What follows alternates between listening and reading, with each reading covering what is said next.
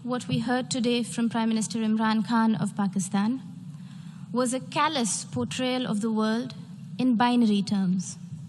Us versus them, rich versus poor, north versus south, developed versus developing, Muslims versus others.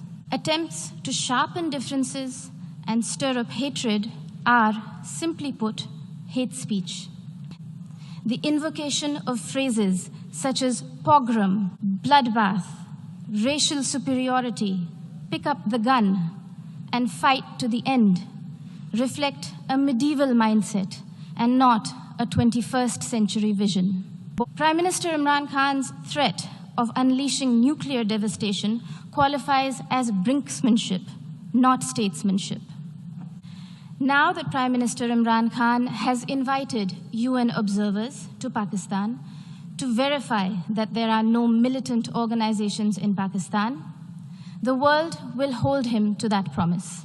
Can Pakistan confirm the fact that it is home to 130 UN-designated terrorists and 25 terrorist entities listed by the UN as of today? Will Pakistan acknowledge that it is the only government in the world that provides pension to an individual listed by the UN?